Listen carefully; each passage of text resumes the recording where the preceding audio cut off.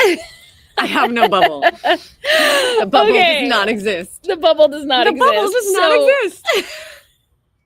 We are talking about how cozy we have to get in some of these different screens to be in the same together. And yeah, we're like, it's cool. It's cool. We're both wearing deodorant and lovely perfume, and Rebecca smells lovely. Thank you. And So well, thank you. So we're doing good. Thank you for joining us. Yes. Oh my gosh. We have said this several times today, just a few. We've said a lot of things a couple of times today. So. We have. But you are here at the At Fault audiobook release social takeover day. That's a It's finally here. It is finally here. Oh my gosh. It's already over halfway done. I can't believe that. So it's like, so what we are doing today is we're taking over all the platforms. Mm-hmm. We started on like Soundbooth, all the platforms. Soundbooth Theater. We were there on their Facebook. We've been on TikTok. We've been on Instagram. We've been on Facebook. We've been on YouTube. We've been on Rebecca's channels. We've been on my channels. We've been on Soundbooth's channels, and we're coming with you until like 7:00 tonight. We would love for you guys to get the book today. The book is at soundbooththeater.com. Yes. Or Soundbooth Theater app. Yep. If you have it on the app. Did I give you the link? Did I send it to you? Did you get the link? I have the app. I mean, okay. We have to give you guys the link. We'll have to send it to you guys. Oh, the specific link to the book on the app. Mm-hmm. We'll have to get that to you guys. Well, we're going to be following up to all of these, and we're going to be getting those in there. But if you get the book at all today, we would love for you on any of these different videos that we have shared across all these different platforms. Pick yours, drop a picture into the comments, and you get the opportunity. You will be in a drawing to name a character in the last book that releases this year. Woo! And that can be your own name. It could be your mother's name. Oh, that's so sweet. Or it could be the ex's name that you want to see dead. Yep. So it's all up to you how you would like that character named. We would love to do that for you. So so that is a special that we have going. And this hour, oh my gosh, I'm so excited. We're about to add somebody to the screen that I'm super psyched to have with us here. So I'm going to bring her on, and we're going to introduce her, and we're going to talk a little bit about some of the cool stuff that we have to cover. We're going to try to switch things up and see. Look at, not to make you small. Okay. Like, this is so much better. Like, she and I don't have to like sit on each other's shoulders this way. So you're going to be on like the bottom half of the screen there. So, hey friends, this is my amazing sister. Oh my gosh, I love to see that you guys are outside now versus all scrunched inside like you were earlier. We have been in many places already. We were like, we're going to stay out here for a little bit longer. It's beautiful. It is so nice out. It is gorgeous. Yeah. We are in beautiful Wausau, Wisconsin. Yeah. Oh. Right in, it's kind of between us a little bit. Yeah. So it's been lovely. And we're actually in this garden, and the air smells so I love it. It's like, I love it. Woods bordering right outside the pool area. Yes, it's very fragrant nice. and beautiful. But you guys, I gotta tell you about this amazing woman. Not only is she my sister, which sometimes takes a lot of work. She is herself a #1 best-selling author. She is a mindset expert, a thought leader in the mindset space. She is the owner of For the Love of Self, or Flow Self. And so you want to know somebody who knows strong women characters. This woman is it, and she is a strong woman character herself. And so we kind of wanted to talk about a couple of things. One, being a thought leader in the nonfiction space, you definitely have you're not typically reading genre fiction. I'll be honest. You wouldn't pick up a sci-fi book if your sister wasn't a sci-fi author. Yes. This is very true. Yes. But it was, so I'm kind of curious about, what it is, like some of the struggles that maybe somebody who wouldn't normally pick up a book like this, some of the things that you faced, because what's interesting is a lot of times when people aren't into genre fiction, then the audiobook comes out and they're like, oh, but this cool Yes. stuff. Yes. We want to kind of address some of those things, but then I also, when we get through that and we talk through some of the audio aspects of that, I also kind of want to just talk about what makes a really great female character, and that would be some great conversation that we can have. So I'm excited for this hour. yeah, right. Yeah. So Rebecca's going to share some really cool stuff about the audio, but first let's talk about what were some of the things that you faced. Yeah, Picking for up sure. nonfiction as like a nonfiction reader primarily. What were some of those things? Yeah. Well, first of all, I pulled out your original. Look at. Did anyone? Oh, you guys, I love this art. Goodness. So that art. But we have to tell the story too about the artist that we did not discover till later. Oh my gosh. Okay. Can I tell the whole story? Yeah, tell the whole story. Okay, tell the it. whole story. Okay. So the artist of the original art is Sarah Risley. And I want you to know, Sarah, if you are watching, I love this art still. I have so much of Sarah's art hanging on my wall. And having moved from the nonfiction space myself, when I wrote this book, I saw it. I'm like, I can picture like this kind of like impressionist sort of thing where there's water and there's land, but the land is disappearing and it's cracked earth. And literally that art, can you hold it up again? Yeah. You Okay, hold so it wait, up. I got to get it in the I square. saw this art and I'm like, that art. It's like, so pretty. Just so you know, this looks like it should be like a picture on a wall, really. It is a picture on my wall right now. I kept it. Yeah. So, and I have such a love spot for this original cover.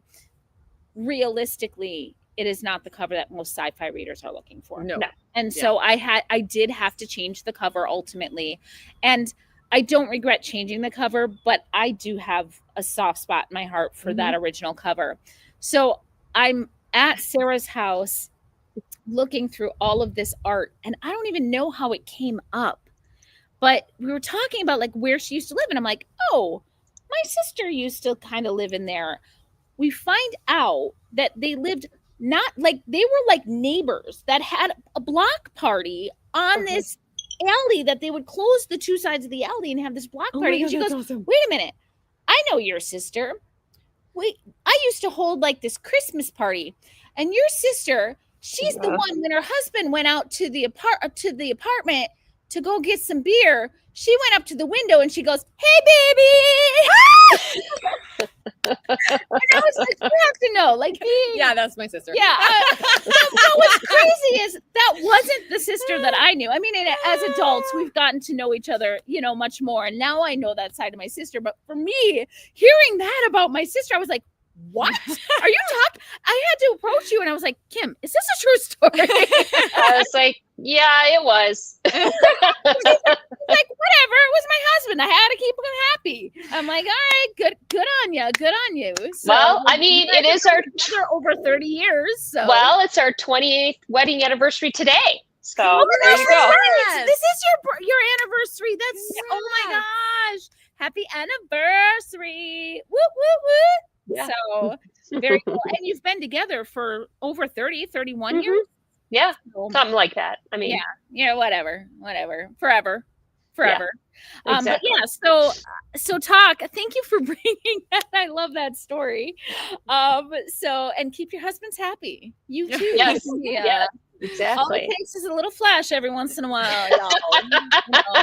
We talked about Kate with her like clear panel on her outfit there, So no, talk to me about like, all right, it was a transition for you. So like to go from reading nonfiction, what were some of the things that you faced in the genre fiction arena? And then we can talk about how audio addresses some of that.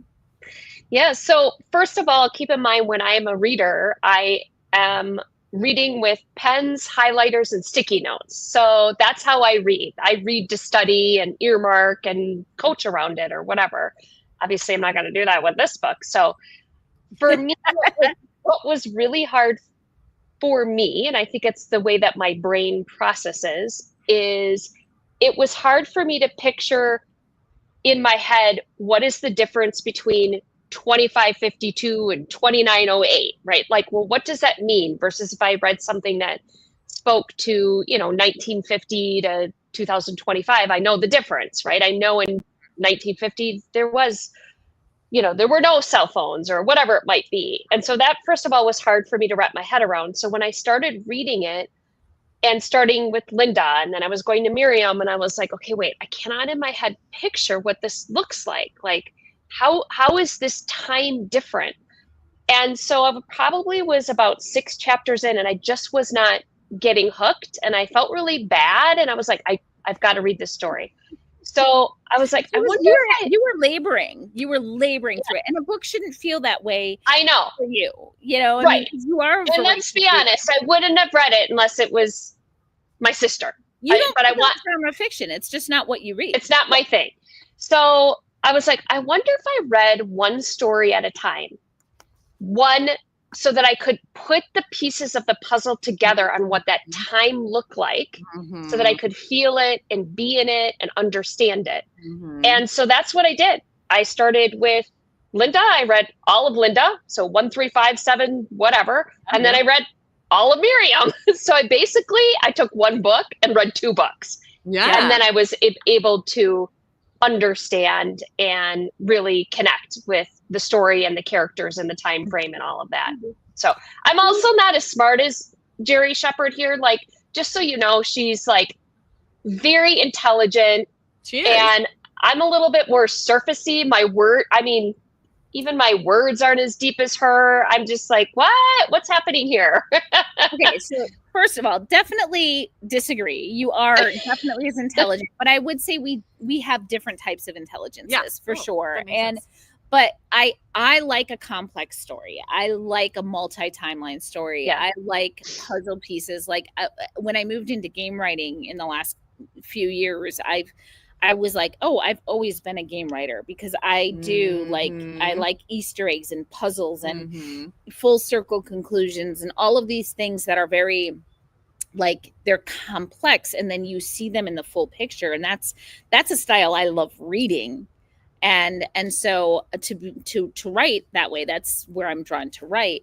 So you did do that, and it was really interesting. You told me, you're like, you finished the whole Linda story, then you finished the whole Miriam story, and that in the audiobook, I wasn't sure if it would stay that way, and I was really glad that you guys were able to keep it that way. So the odd numbered chapters are Linda's story, and the even numbered chapters are Miriam's story. What are some of the things that we did on the audio side? So this is the thing that I was very, very excited about, because I struggled at the beginning too of finding something concrete to hold on to when you would switch from one timeline to the other timeline. And so I'm here and I'm reading it, and I can be solid with the character, but the setting was kind of eluding me, and trying to find some way to anchor it. Oh, bless you. Excuse me. We're out in the fall flowers here, So I'm sitting here and I'm going through this, and I'm going back and forth and thinking about the other aspects of, like, as I'm recording, I'm putting in the for the chicken, but knowing that it's going to be replaced by a sound effect or whatever. And I have this idea that becomes very fully fleshed and is now part of the audiobook. And I was like, guys, we need an audio cue. We need something at the beginning of each chapter that immediately clues the listener in to which timeline they're in, so they can get their bearings before it starts. And so we composed, our music guys composed 2 separate pieces of music. And actually it's technically 3, because the last chapter is neither of those timelines. Right. But 2 separate pieces of music, so that at the beginning of the chapter, you get this short musical cue intro of this is the timeline that you're in. So you're like, you get this cue and you go, okay, timeline. And then it starts and you get the intro of like, this is the timeline. But you're already starting that path of like, I'm in Linda's timeline. I'm getting ready. Where did we last pick up? Where did we leave off? Yeah. What are we doing? And doing that for both of those timelines. And that for me, I was very excited about that, because I'm like, this is a great way to use the medium that we are in to help the reader. Yeah, the audio medium is really unique, because it's not, I'd like to think that I do it well, but it's not like unique to write in a multi-timeline format when you're, especially in genre fiction. It's just very, that's a tool, a device that is a lot of authors use. And so you've now created something, in Sound Blue Theater that you Yeah. guys utilize again and again and really well, do and that. I was, when I'm saying this, I'm thinking about this like, oh, this is a great idea. I'm sure they've thought of this before. This can't be a new idea. And so I'm bringing it up to Justin, who's my immediate supervisor. He's the COO and handles all the narrators and kind of stays on track of projects and things. And I bring it up to him about like, I think this is going to be a really key element. And he's like, that's a great idea. I've never heard of that before. I'm just like, yeah. And here's the thing, it's future time and it's hundreds of years. Yes. So that was the other part. We can obviously, our brains can conceptualize 25 years or 50 years because we live in that time frame. Right. But hundreds of years we don't live in. Right. So that's where that is beautiful. And I cannot wait to listen. I feel like I'll love it even more listening. And because I've already been watching you guys and listening, I mean, hello, like when you guys were reading the chapters between and then Jack and Rebecca, and I was like, I adore him. Where did you find this cute little nugget? I'm just like, what? I'm gonna have to like cute little nugget. like Okay. screenshot that and send that to him. And I'm like screenshot the picture of him up there and Isn't put he up the great? quote. Where did Yeah. you get cute little nugget? Yeah, I was like, okay, just keep on talking. I like it. Right. And so that was super fun to watch and listen to, and just kind of also get a behind the scenes. How do you do this as a are you a voice actress? Is that what voice? Okay. So, and also learning for sure. I loved when you guys were talking about the story of your facial expressions and how you move and how, right? It makes me think of cartoons as well. When you see actors who are acting out cartoons, they're not just like sitting there, like you have to really, truly also get in character. Yep. So so Rebecca, being the narrator and also being the characters, like, Wow. what? Yeah. What? How? Like, you're doing that all at once? You're narrating and then you're becoming somebody and then I'm like, how? I'm becoming somebody else and then somebody else and back to the first person. I mean, do you have like a whiteboard in front of you that like maybe like with threads and pins? Yeah. No. What? I don't understand. How do you even do that? So I attribute a lot of it to being an early reader and a voracious reader growing up. I lived in books and fiction, and then my background is theater. So a lot of it is having this massive imagination. I don't know if you're familiar with Clifton Strengths. Oh yeah. Yes, for sure. Of course. My number one strength is learner. Hello. Cue the highlighters, the pen, and the sticky notes. No, that totally makes sense. So in my top 5 is input. Okay. So the massive amount of space, ability to have the information, storage, collection, all of that. So that plays into the imagination, and then it ties with my theater background to create these characters. Like I literally have a mental image for Miriam, for Linda, for Mick, for Udu. For in all of my series, like I'm thinking of these characters as I do them, and having those little characters makes it very easy to be like, no, because this is the voice that belongs with this character. This is where it sits because this is the character I am. So I don't have a whiteboard, but I use my imagination where I have them stored there to be like this character, this character. Okay, so do you know how interesting this is? Because you're in the fiction, I'm in the nonfiction, and input is also in my top 5. But look at how I use input differently. Yeah.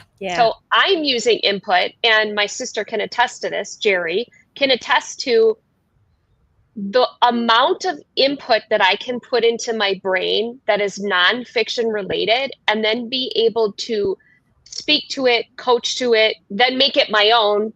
Yes. Whether I'm learning about brain science or I'm learning about how we can utilize time or build a business and how we can be more profitable and marketing and now AI and all of these things, it's the same sort of thing. Yeah. It's just the way that I'm learning and inputting and then using it is different than you because of the worlds that we are in. Right. So, And then for me, I take the input and I shape it. And I don't have input. I don't remember that one. It was funny. We were just talking about Clifton strengths yesterday. So she said so something crazy. about it last night, and I was like, "Do you know your top 5?" And I told her because I know. I know Keep that talking. Lerner, I got it probably written in my binder, and I got my binder right here. This is I can tell you my top 5. because we do this stuff together. But I had Lerner.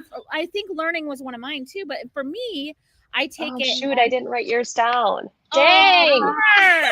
But I reshape them, and I will take different, and not necessarily just Clifton strengths, but I'll take Enneagram, or I'll take, you know, this, and I'll be like, this character is going to be this thing, and I shape them, and I shape a society that kind of has that ideology, and that, and so like I find like a creative way to paint a picture that's showing this thing that's a very real thing in our world, but I'm using like the allegory of a character or a world or a society or a culture to have that in my fiction.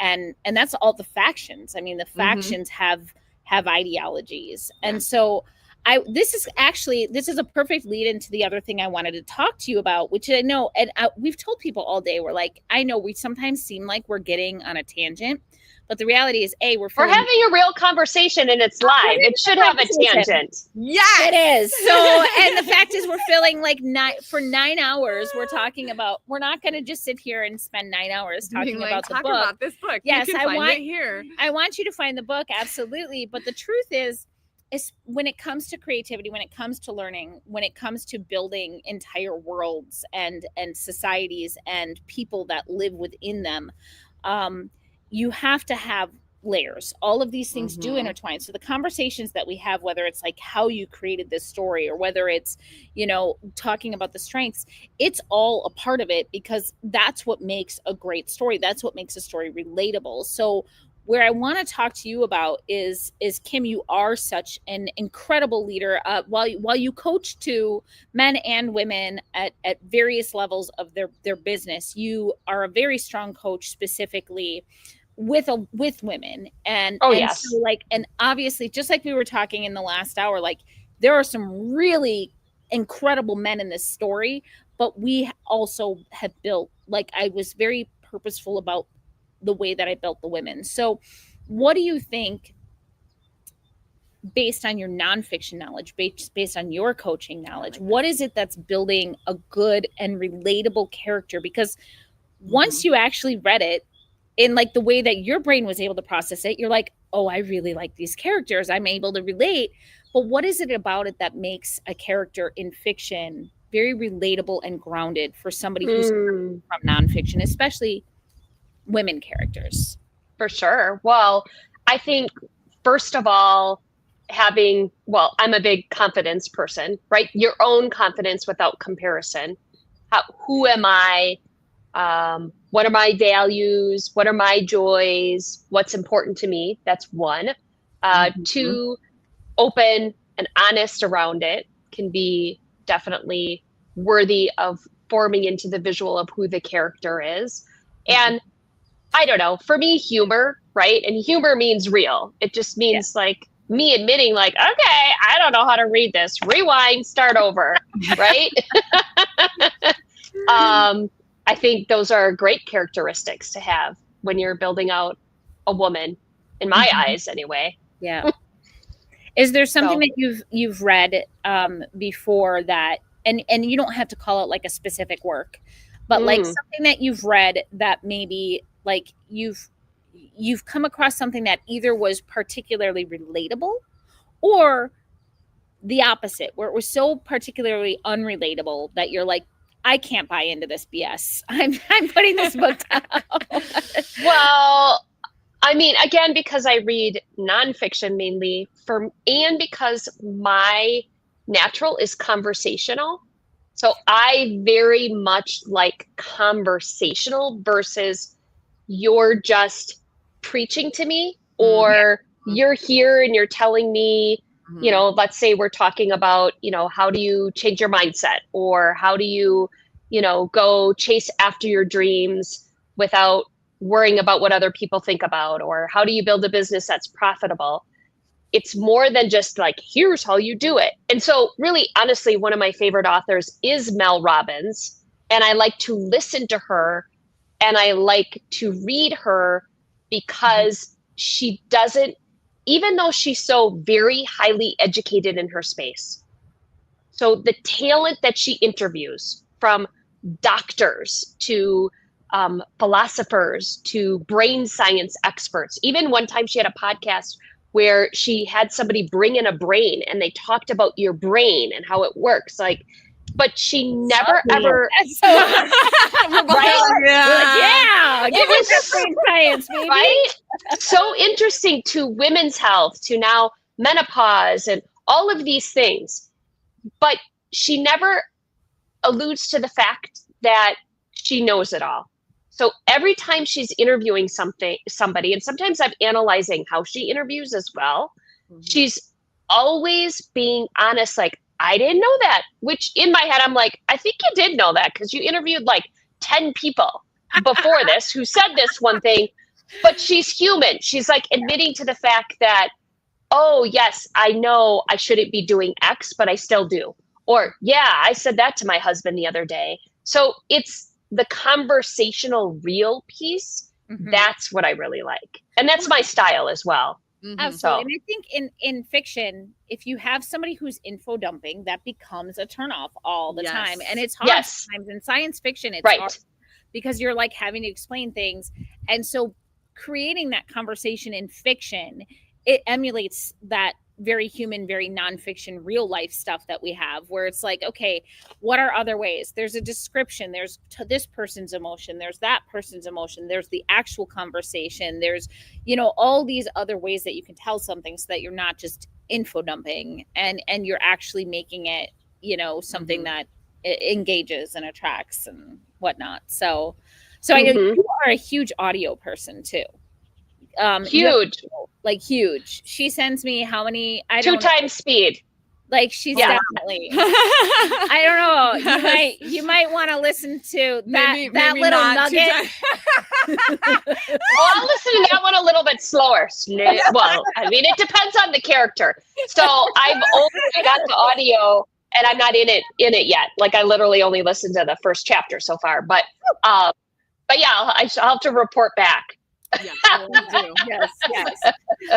What is okay? So let me ask you a question. So once you did finally like read the book, and I didn't mean to say that finally, like it sounded negative. I didn't mean it that way. But once you were able to find the way that you were able to get through the book, what was it that like stuck? What did you enjoy? What did you appreciate about it? And then I'd love to hear how that like maybe transformed within the audio. Ooh. Well, okay, I wish, and I told you this before I even came on, I wish that I could give you a specific, but to be perfectly honest, I need to read it again to actually process it and to remember it. Well, and maybe it's listen to it again. Yeah, and listen to it again, right? There you go. Right? I mean, it's kind of like I can watch a movie and then we'll pull it up again in 6 months. I'll be like, wait a second, did I watch this already? So that's just how I am.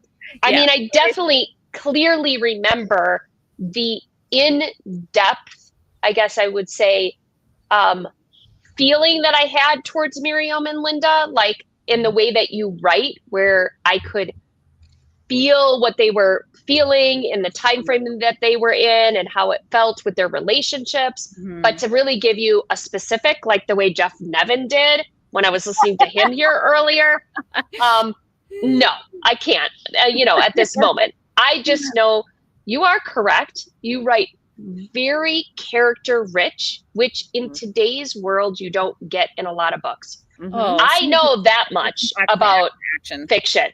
I know, and even more as we enter the world of AI. I mean, that could be a whole topic that we talk about but the point is, like, if anybody's listening, like this should seriously be a movie or a mini series. I don't know which one, but like it's so good. But it's so good. Also, I would say, like there's so many characters. So in this, not too many that you're overwhelmed, but there's so many that you can relate with. So every time I was reading about a new character, whether it was Mick, whether it was Dr. Dr. Jacob Bradley. Yes, or whoever it might have been, I was like, well, for one, I was thinking, is this really like kind of written on somebody she knows? Do I know this person already? Kind of, maybe not. So that's one. That's one. And then the other thing is, I'm just like, oh my gosh, I want to see like these people. There's so many great, beautiful people. So that's the broad brush of how I would explain what I experienced. And now I can't wait to listen to the audio. So I love that. So like, I don't know, like on the audio, I think audio for people who are primarily nonfiction consumers, I think audio becomes such a really beautiful bridge to get them into fiction and to get them to say, oh, actually this fiction piece is about this nonfiction aspect of the world. They're just doing it through characters or through a culture or through a world. And so like, you know, how do you internalize that ever as like an audiobook narrator, and that like to be like, oh, it clicks to you as like the narrator, you're like, oh, I see what's happening here, and like how, like, does it change the way that you're reading something, or is it just like pure character for you? That's a good question. So you're asking the writing itself, or the setting, or it could be any of it. It could be like, okay, you're seeing a character who's saying something and you're like, wow, this is just like this actual thing that's actually happening in our world right now. No, things that are actually happening. Does that click? Yes. And does that inform? For sure. I think I try not to be obvious. I think this is where the live streaming my recording comes in, because then I can add the facial cues to the people who are watching that like, I caught this. I'm aware of this. I know. You and I both know what's happening here, but to keep it vocally in the world that it's in instead of alluding to the world outside, because I think that's part of the joy and delight of books and audio, is that not fully escapism, but you are entering another world and you want it to be its own world. So while I can make that connection or have that understanding, I want to make sure that reality is not the reality that's influencing the audiobook, because it's its own reality. I love that. If any of you guys who are watching have not tuned in whenever Rebecca does, especially on TikTok, her little live reads, it is so fun because you do have, I've seen, now that you say it like that, I've seen those moments, and I'm so amazed because we were talking about the split brain earlier, where you're doing multiple characters. That's almost another layer to the split brain. There is so much split brain that's happening when you're doing narration, though. This is something that was talked about. I was at Dragon Con recently, and there was an audiobook panel, and somebody had asked a question, and the answer is, as the narrator was answering, was like, yeah, no, this is a legit thing. Because they were talking about script formatting for the narrators, and Sound Booth has a specific formatting version. Actors Everywhere uses a different one. I don't do any of my own script formatting. I get the manuscript and I just go through.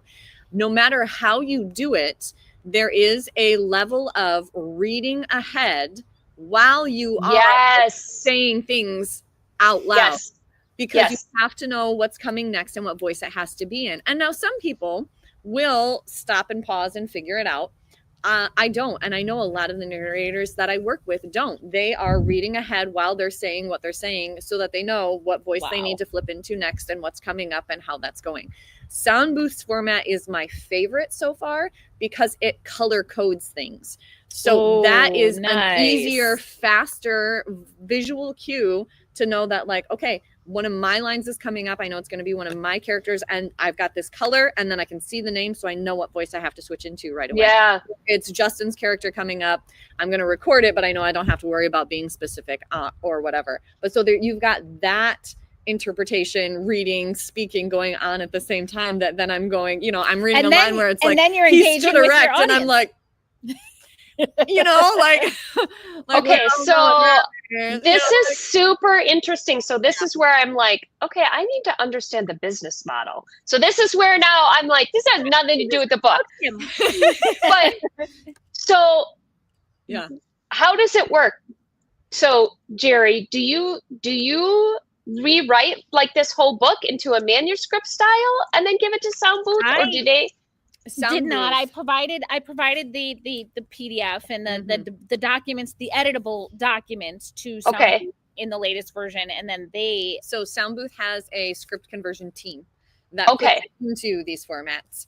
Actors Everywhere uses a program called Positron.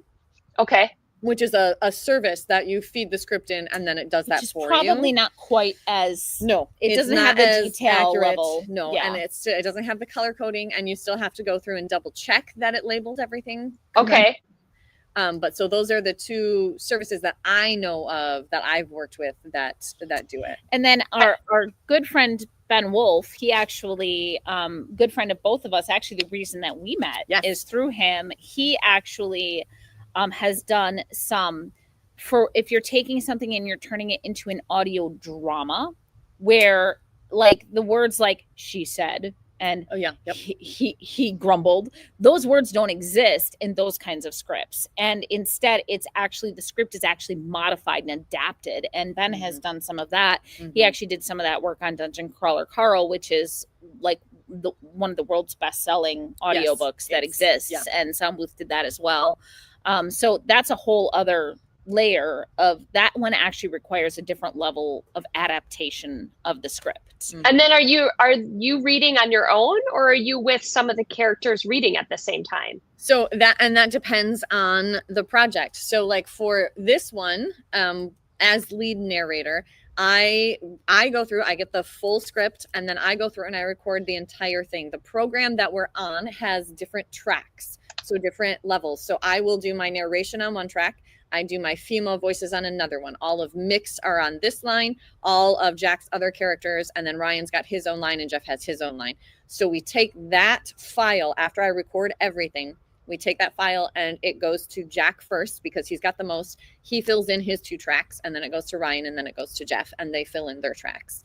There are ones we've done with different projects where we've Zoomed together, and we have together audio movers, a listen to app where you can stream the audio. And so Jeff will record everything and we just do all the reading together. So we're interacting together. I like that one more. I like that one a lot more. It helps you as an actor, I'm sure, to be able to feed off of the energy and the way that something was delivered to you. And that is a big thing. Like I'm typically pretty good at interp when cold read or anything, but there are times where somebody's going to give a different read than I would have given, which is going to change my response or my character's response, how they do it. And it's nice to have that in real time to be able to do that adjustment more quickly and accurately. Yeah. Well, and and I just was wondering because was this the first time that you and for this particular book, you and Jack read together? For this one, I recorded everything and then I sent it off and he recorded his stuff. We had several conversations about the world and characters and accents and things like that beforehand, influences, things like that. But so we did it separately. So reading together today was actually the first time we had read together. Oh, that is so crazy. So interesting. See? That's what I like. I'm like, let's peel back how this business works. I know. That's so crazy. Well, Kim, I'm so glad that you were able to join us. We've got another channel to get to very shortly. Yay, you. Again, best-selling author, thought leader in the mindset space, Flow Self. Where can they find you? Yes. Tell us that. Oh, for sure. Just Instagram or my website. So it's simple, just Kim Rogne, KIMROGNE. Or you can go get my free download from For the Love of Self, which is my 7-day reset at flowself.com, FLO self.com. That's it.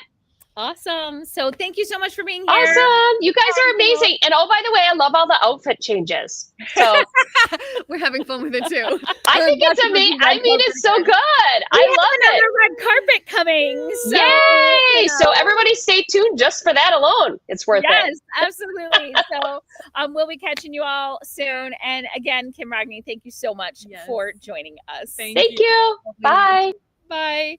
As for the rest of y'all, you can join us soon. I gotta take a look here. I don't remember where we are next. I gotta look. What's I think next? we're on my TikTok next. Okay, spell her name again because I'm trying to find her on Instagram. So it's KIMROGNE is where you're going to find. There it is. There she is. No, not that. So hold on. Yeah, I'm not sure where we are next. I was trying to look. We said we were on your TikTok, you think? I think so. Let me with confirm, Tiffany y'all. next, right? Is that next hour or do we have something in between? I have to I'm double checking, y'all. Double check. It has been a long day, and we're thrilled to still be here, but I also just kind of like we're losing track. We're losing track of all of the things. What's so happening? Let's see here. Holy cow, we've been a lot of places already. Look at that. Look at that. We're done with that. We're done with that.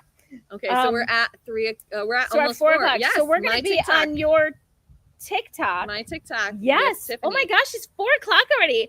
Oh my gosh, okay, you guys. so I'm gonna go run up and get in my formal and get my TikTok pulled up while you finish up so here. We'll finish up here. So I'm gonna tell you a little bit about Tiffany because when we get up there, I'm going to be sharing with you a little video, which we'll have to figure out how we share that video from TikTok because honestly, yeah, that'll be fun. We'll see. We've had a little bit of struggle, so maybe I'll finish up this hour with it as well. So we are going to be on Rebecca Brokaw-Sand's TikTok. One of the things that we're going to be talking about the world of Atfall, which is called Earth After the Melt. And in this world, we actually took the world, and when I wrote the book, I knew from day one that I'm like, this is going to be a game one day. This is going to be a tabletop role-playing game. This is going to be a board game. The board game is still en route, that one, but the tabletop role-playing game, because I'd already been working in that world, it was something that I was able to build out a system, and I pulled in the most amazing partner, Tiffany Rose Nickel. She is the rose, I am the red, and together we are Red Rose Works, and we have the system called Dungeon Race RPG. Again, I'm going to probably talk about this a little bit on the TikTok as well, but in our world of Dungeon Race RPG, what it is it's going to be, it's a lot of it's a lot of story worlds. So literally the motto of the world of the game system is have a favorite world. Now you can play in it. And so we actually took and we gamified the world of Earth After the Melt. We also have another system coming out later this year that's a fantasy world that Rose has created called Limoria. But for Earth After the Melt, we had this wonderful trailer that Tiffany put together. And so this is why we have another red carpet hour coming up. But I'm going to give you guys a preview of the trailer here before I sign off on this and we go up to join the TikTok very shortly thereafter. So with that said, let me do this and pause this and make these big. And let me go ahead and share this to you guys. This is the Earth After the Melt trailer. This is the trailer for the gamified version of the book that you can get on audio today. So let me go ahead and grab that for you. It is so fun. This is a trailer that Tiffany did put together. And so Tiffany Rose is the one who will be joining us in the next hour in our red carpet hour. Earth After the Melt. Earth After the Melt is based on the Broken Fault Lines, gritty, human, hard sci-fi series written by Jerry Shepard.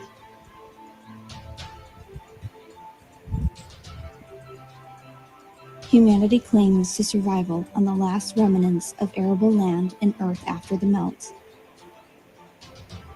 The final refugees, known as the High Point Bases, are surrounded by a vast, storm-ridden ocean. Teams must arrive with a ship and community prepared to leave on a biodome for life in space until Earth is habitable again. The ultimate goal is the daunting task of outfitting a space-worthy ship to take survivors off-world. But in this perilous environment, the competition is fierce, as all are seeking survival from a drowning world. Teammates in the same faction must work together to overcome the obstacles. Violent storms.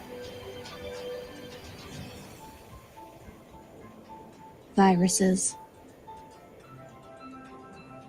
Rabid animals.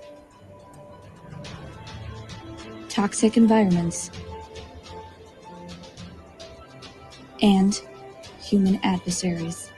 It'll be a race against time to collect what you need before the other factions do. Will you be able to save your community? Dungeon Race RPG. Have a favorite world? Now you can play in it. So that is the game. That is the game. And we're going to be talking about the world. We're going to be talking about the world in the next hour. Our audio release takeover day across all of the socials. It's continuing. We are entering our number, I think, 8 of 9. Yeah, this is going to be our number 8 of 9, I believe, or 7 of 8. I don't remember. 7 of 9. I don't remember. All I know is we've been with you all day. This has been super fun to be continuing to share all sorts of behind the scenes insights and readings and other goodies with you about At Fault. You can get At Fault today at soundbooththeater.com. That's Soundbooth Theater, theater spelled with an ER.com, or Soundbooth Theater app. And you are able to find At Fault there. If you buy it today, in the comments of any one of the many places that we have been today, you can do a little snapshot that shows the whole congratulations, you bought it, or thank you for your purchase snapshot, and you will be entered into a drawing to name a character in the last book of the series, which releases at the end of this year. That can be you. That can be somebody that you adore, or somebody that maybe you don't adore so much that you'd like to see meet an untimely demise in the series. So that is one of the wonderful specials that we have going on. The other special that we have going on, actually now through the end of the year, so to the end of December, if you sign up for my newsletter, Red Writes Books, that's Red the Color, writesbooks.com. Sign up for my newsletter between now and the end of the year, and you are getting a free e-copy of At Fault, so you can follow along while we are in this live audio release period, and you can have your audiobook and your ebook at once. It's going to be awesome. We are continuing with you guys. We are with you until like 7 tonight. So we're going to keep the action coming.